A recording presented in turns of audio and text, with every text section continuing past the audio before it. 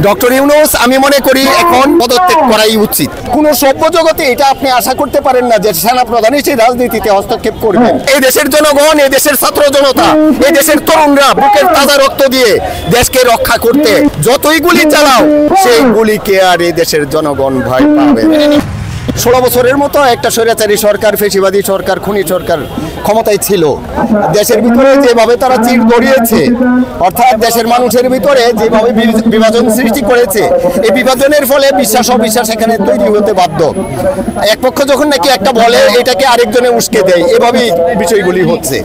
দেখেন বর্তমানে আমাদের যে সেনাপ্রধান আছেন, সেনাপ্রধান যে কাজটা করছে, এখন রাজনীতিতে পুরোপুরি হস্তক্ষেপ করতে চান।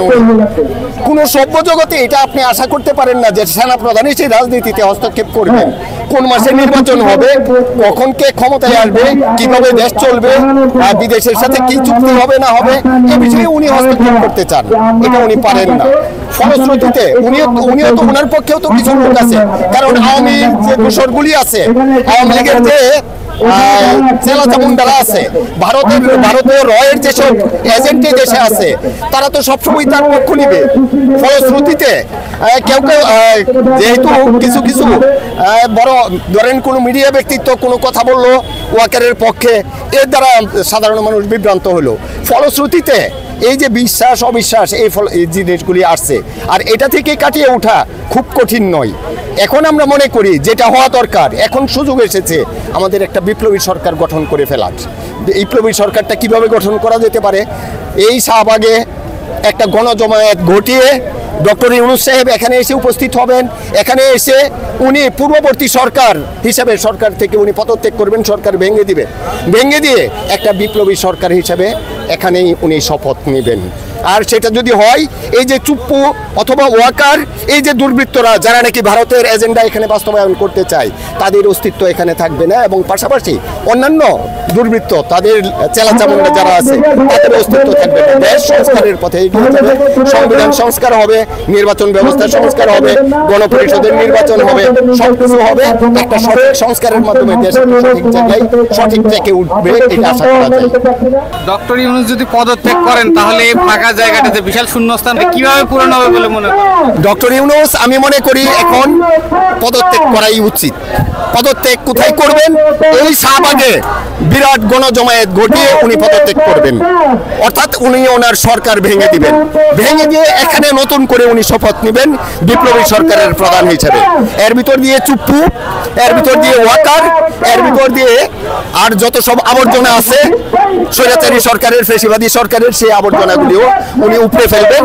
এরপরের সংস্কারের রাস্তা, দেশ গঠনের রাস্তা, রাষ্ট্র গঠনের রাস্তা তৈরি হবে।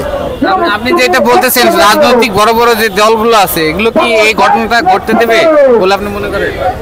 যদি নাকি ছাত্র জনতা ঐক্যবদ্ধ হয়, কারণ ছাত্র জনতা ঐক্যবদ্ধ হয়েই কিন্তু তাদের নামিয়েছে।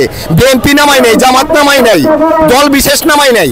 অবশ্য সব দল এখানে জড়িত হয়েছে, দল বিশেষ তাকে তো নামাই নাই। নামিয়েছে কি? জনগণের ঐক্য, ছাত্র জনতার ঐক্যের ফলে এটা ঘটেছে। কাজেই এখানে যদি নাকি আবার আমরা সেটা ঘটাতে পারি, এদেশের জনগণ, ছাত্ররা যদি নাকি এখন উদ্যোগ নেই, আমি বিশ্বাস করি সেটা সম্ভব। আশঙ্কা করতেছে যে এই যে আপনি যেটা বললেন, এরকম কিছু হইলে 111 রিপিট হইতে পারে। 111 রিপিট হওয়ার মতো আর পরিস্থিতি এদেশের নাই। এদেশের জনগণ আর সেটা দিবে না, কারণ এই দেশের জনগণ, এই দেশের ছাত্র জনতা, এই দেশের তরুণরা বুকের তাজা রক্ত দিয়ে দেশকে রক্ষা করতে, নিজের অধিকার প্রতিষ্ঠা করতে, দেশ যে আমার সেটা প্রতিষ্ঠা করতে শিখে ফেলেছে। কাজেই যতই গুলি চালাও সেই গুলিকে আর এই দেশের জনগণ ভয় পাবে। কাজেই সেটা সম্ভব নয়। আরেকটা 111 এই দেশে ঘটবে না, এবং ওয়াকাররা এসে ক্ষমতা দখল করার মতো দুঃসাহস কোনো ক্রমে এই দেশে দেখাতে পারবে না, টিকবে না। এখানে যে বিষয়টা সেটা হচ্ছে যে এর আগে যে আন্দোলনটা ছিল, এটা ফ্যাসিবাদ নিধন আন্দোলন, সেটাতে সবাই কাঁধে কাঁধ মিলিয়ে একটা নির্দিষ্ট বড় শক্তির বিপরীতে যুদ্ধ করছে বা প্রতিবাদ করছে। কিন্তু এখন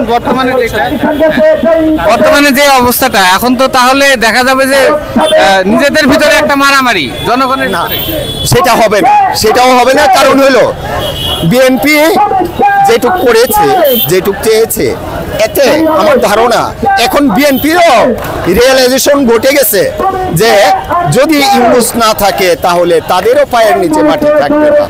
কাজেই ডক্টর ইউনূসের হাতে আপাতত দেশ সবচেয়ে নিরাপদ। যদি নাকি ভারতের আধিপত্য থেকে, ভারতীয় হেজিমনি থেকে আমরা দেশটাকে রক্ষা করতে চাই, দেশটাকে বাঁচাতে চাই, রাষ্ট্রটাকে নতুন করে আমাদের মতো জনগণের জন্য গঠন করতে চাই, ডক্টর ইউনূসই আমাদের জন্য ভরসার স্থল।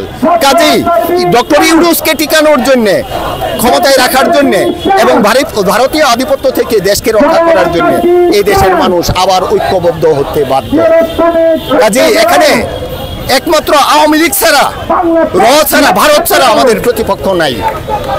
যেসব প্রতিপক্ষের কথা বলেন সেটা কেটে যাবে এখানে যদি জমায়েতটা ঘটানো হয়। ধন্যবাদ সবাইকে।